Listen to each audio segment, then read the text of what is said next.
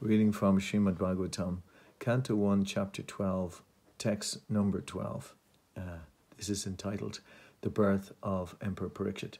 So we're just continuing the Dublin Krishna Temple Bhagavatam classes, 2 classes per week on Monday and Tuesday. Yesterday's class was very, very nicely given by Sanatana Govinda Dasa. So now we're going to go on to text number 12 and maybe get into text 13 as well. Tata sarva gunodarke sanukula grahaldaye yagye vangsha dara pandor buya pandur evanjasa. And the translation. Thereupon, when all the good signs of the zodiac gradually evolved, the heir apparent of Pandu, who would be exactly like him in prowess, took birth. Astronomical calculations of stellar influences upon a living being are not suppositions, but are factual, as confirmed in Srimad-Bhagavatam. Every living being is controlled by the laws of nature at every minute. Just as a citizen is controlled by the influence of the state. The state laws are grossly observed, but the laws of material nature, being subtle to our gross understanding, cannot be experienced grossly. As stated in the Bhagavad-Gita 3:9, every action of life produces another reaction, which is binding upon us. And only those who are acting on behalf of Vishnu, Yogya, are not bound by reactions.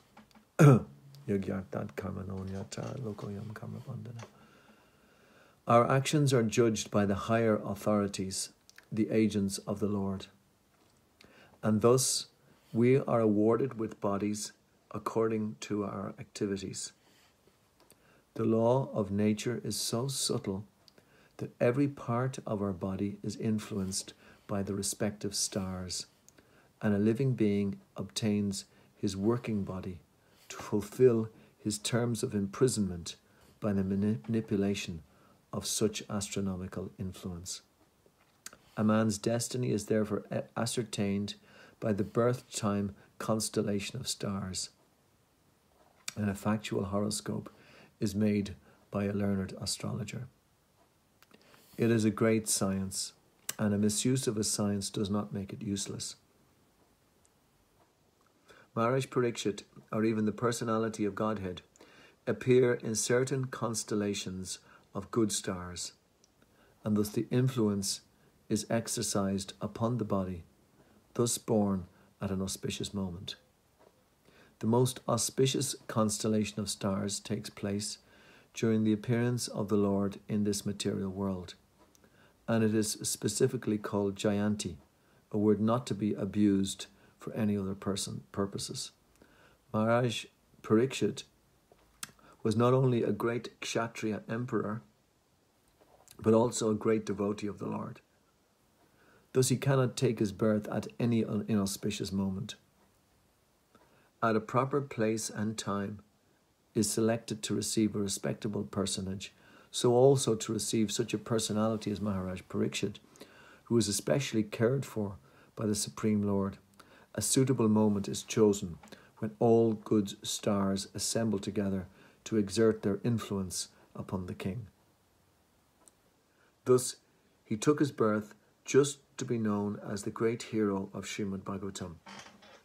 This suitable arrangement of astral influences is never a creation of man's will, but it is the arrangement of the superior management of the agency of the Supreme Lord.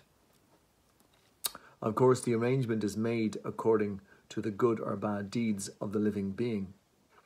Herein lies the importance of pious acts performed by the living being. Only by pious acts can one be allowed to get good wealth, good education, and beautiful features.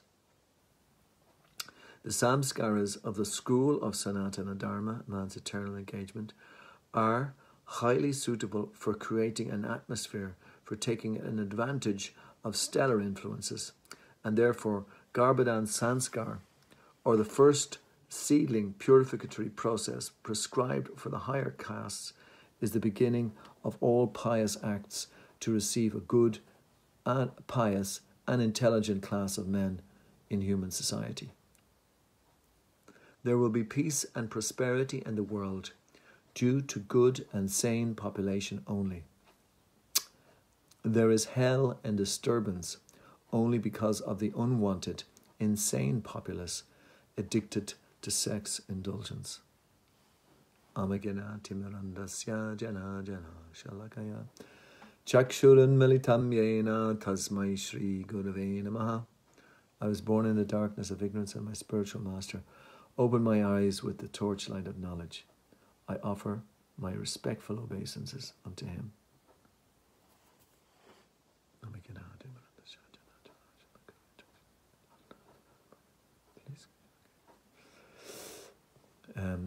Today's verse is specifically talks about the time of birth of every living entity, actually, and how destiny actually takes place. Okay, we have this, free will, destiny, that type of paradox which sometimes occurs in philosophical circles. Do we have a free will? I think it's very important to examine that the power which has been spoken about here by Srila Prabhupada in the purport, the powers that are going on in the universe besides us. A lot of people are going along in their own head. They think they're dictating what's actually going on in reality, where in reality something entirely different is taking place. You just even have to look up at like in Ireland, it's quite easy to do. Look up at the clouds in the sky and how they're all moving under tremendous potencies. You've got to look at the sun, the moon, the stars, all these things which are progressing, and we're not even aware of it. We're probably asleep most of the time to what's actually happening. Like the sun is going on, whether we like it or not. It's nothing to do with us. We're kind of observant of it. So it's like that with so many other things. Why is the wealth in the world being distributed as it is? Why is the poverty in the world being distributed as it is? Why is the education? Prabhupada gives three things: the education, beauty, and wealth. These things are being, dictated by a force is much greater than us. And we can observe them, but there's very little that we can do about them. I mean, as much as the great public speakers will tell you that, oh yes, you can be this, you can be anything that you want, that is erroneous. I mean, it's true that if we can reach our full potential, if we are very positive and use very good energy to achieve that, we can achieve our potential. But to get something which is not being ordained is not possible in the normal run of events. But then we have to examine what Arjuna was being told by Krishna on the battlefield, and it's a very important point, because Krishna is telling Arjuna in chapters 10 and 11 that all these things have already been ordained. Krishna has already dictated what's going to happen. He already knows what's going to happen. But he's leaving it up to the free will of Arjuna whether he wants to participate in this or not. They have already been put to death by my will, Krishna says, in this whole battle. Arjuna's on the battlefield. He doesn't know whether to fight. he's there on the chariot. Krishna's beside him. The supreme source of everything is there beside him. And he's asking Krishna, what should he do? What is my duty? And here we have in this Maharaja Pariksit, what is the duty of one who is about to die? He's asking Shukadeva Goswami. So these are main questions. What should we be doing? Especially given the fact that that's been spoken about in the purport, that there's so many other influences which are acting upon the living entity that we have no control over. So many, and that the potency or the power of destiny in our life, which is almost that it's been already arranged at the very beginning. Prabhupada does also explain out there's another factor involved, and it is how we act in this world as well. We do have that free will. We've a free will to act according to the promptings of the super soul to get us back to the spiritual world, or we can act according to the dictates of the senses, which entangle us further and further in the material world. So it's not we kind of appear on this planet at a specific time, and all our senses, it is all being dictated to by higher forces, where we take birth, how we take birth, what qualities we have. It says in Bhagavad-Gita that one takes birth and achieves a specific eye, ear, tongue, nose, which are grouped about the mind. So it's all been dictated. And also, when we're living, we're constantly also creating further either binding activities which are dictating further karma, or we get to learn how to act outside of karma. And that is surely the greatest liberation one can have, and it's the greatest liberation one can give to anyone else.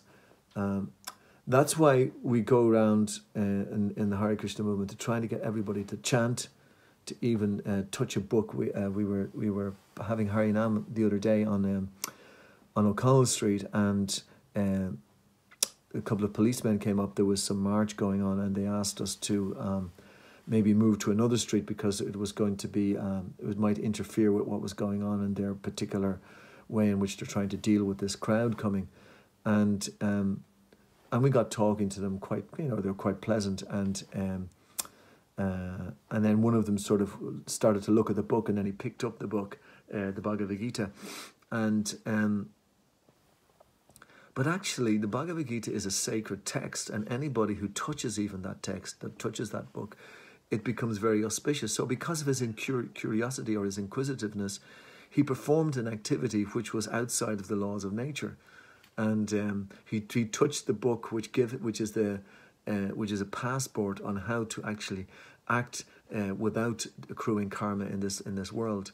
So this is a Gyata Sakriti, which means unknowing devotional service. And so as devotees, we're always trying to get people to do things like that, to chant Hare Krishna, because that will give people that ability to go beyond the confines of the laws of nature, which are being spoken about here.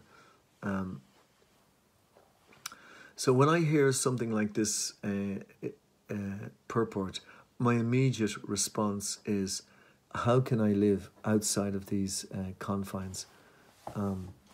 And that is given, Prabhupada, as I said, he talks about it here in the purport, how we can live outside the confines that are there in the material situation. He talks about it just because the science of astrology has been, I know there's different words you could use, but is not as correct to these days. That doesn't mean to say that that the science of astrology is incorrect at all. No, because even there was at certain points in time that all of those equations were taken into consideration of when the exact birth time was there, and then one could actually have some idea of the future that one would have. But while in the body and while in the confines of the material laws that one has according to one's karma, one can act outside of those laws, and that is why we work with a consciousness which is called Krishna consciousness. We're aware of Krishna, so we're aware of how to act through the dictates of Krishna, through Krishna, the super soul in the heart, through the scriptures, through the holy name. We get information how to act in a liberating way, so that we're not creating further karma and further confining, but we're acting how to be free, and that is called the science of self-realization. That the living entity who's in this world, how he becomes aware of who he is, and then how to actually liberate himself in that based on that knowledge.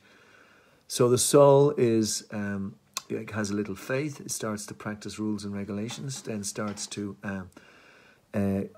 associate with devotees, and then starts to understand that the negative karma from previous lifetimes starts to go away through chanting Hare Krishna. Chanting Hare Krishna can actually free oneself and free the heart from these what's called negative things, or anarthas. And then one attains a stage of steadiness. And then from that steadiness, one starts to get a little taste, and then one gets attachment for the spiritual knowledge.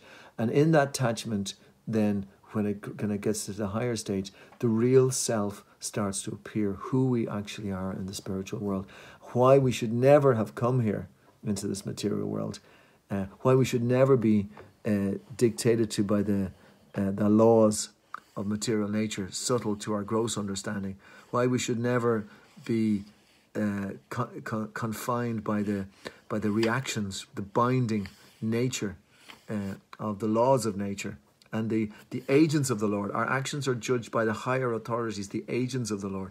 So not even when I just scratch myself there, that's also taken into consideration by these agents. There's nothing which is not taken into consideration.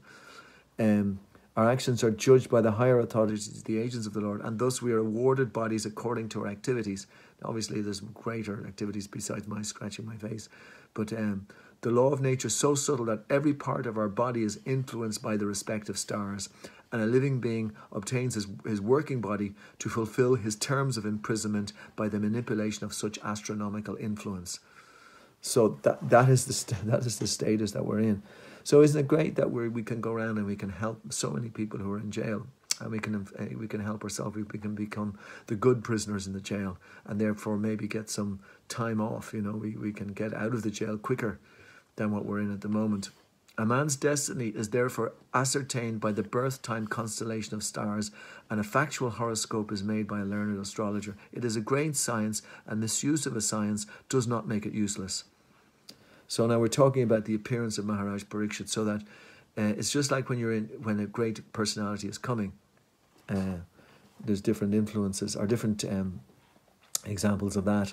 I remember when we opened the restaurant recently, we were inviting the Indian ambassador. So we got everything ready. We had a garland ready for him. We had the time when he was to come, and the time for his speech, and then some little prasadam, and then he was to head on again. So we made a lot of arrangements to make sure that things would be correct. So here's a very important person like Maharaj Pariksit. He's the ruler. He's the great speaker of the Bhagavatam, and he's about to appear into this planet. So the whole constellations were aligned very, very amazingly for this great living entity to come. Just like he's going to be asking the questions, just like Arjuna was asking the questions. In fact, he's directly related to Arjuna. So instead of Krishna answering the questions which was to Arjuna, we have Shukadev Goswami who's going to answer the questions.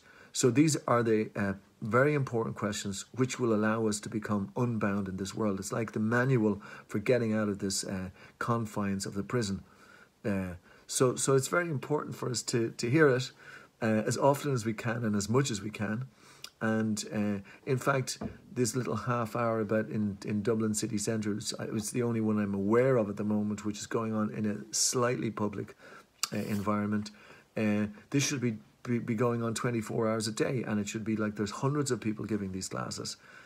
So that's how the influence of the Krishna consciousness movement will be given to others, and others will be able to take some clear instruction how to live life and how to leave as I said, the confines of this prison house that we're existing in, or that we're living in at the moment. The more that we can actually tell others, the more that we're actually telling ourselves as well. So that's why it is important that the messages keep on going out, despite, maybe one person hears, two person hears, three. I don't know. It doesn't matter. But so that's why the message that we have of trying to set up places of learning, like for instance in Middle Abbey Street, the temple on the top floor, we have 6, 7, 10 people maybe would drop in every day to see the temple or whatever. So there's these things that we're trying to present to help in this particular scenario. The other help that we're trying to do is we're trying to set up this more society which is based on Brahminical principles, which starts with protecting the Brahmins and the cows, and that is something which we're trying to establish outside of Dublin. And we understand that how the subtle laws of nature act, that if the cow is protected, then the whole Brahminical culture starts to become prevalent more. And we're in a very un-Brahminical society in Ireland, as we know. It's one of the main places where cows are not protected and in fact viciously killed. So as practitioners of the Krishna consciousness movement, we're trying to readdress that, and that's what the whole Krishna consciousness movement is meant to do. And this is why we're doing these things like giving classes and to explain this philosophy so that people can take it up in their own life, and at least, if they cannot, free many others from this from the confines of this actual subtle laws of nature which people are not aware of, but at least they can free themselves from that. And Prabhupada goes on to explain, which is very interesting, and towards the end of the purport. So as I said, that the Maharaja Pariksit is taking birth at a very auspicious time, and everything is arranged. The whole laws of nature, all the agents of the Lord, they're very aware that this personality that's coming is a very important personality who's going to give them messages how to actually unbind oneself from the confines of this material world. And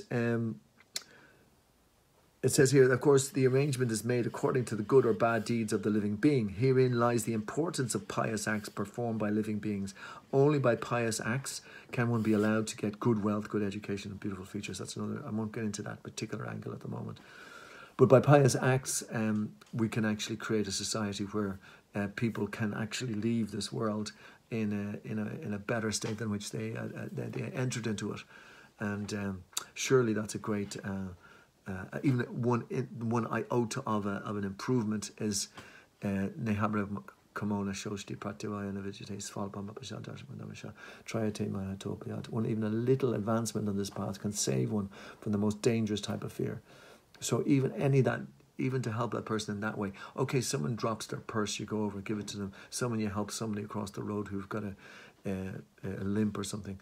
This is all very good, but actually this is much better, because it gives them an eternal kind of benefit if they can take something what's been said here.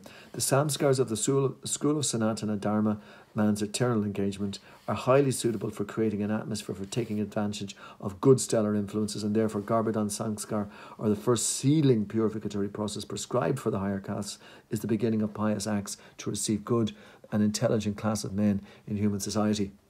So there's quite a long sentence, but it basically means that if we live piously, we're going to bring more pious people into this world in general.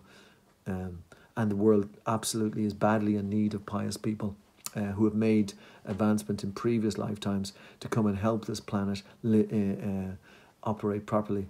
Because if not, we get people who have committed many sinful acts in their previous lifetimes, and they're taking birth here, and therefore they're going to make the place even worse than it already is. So which would you prefer?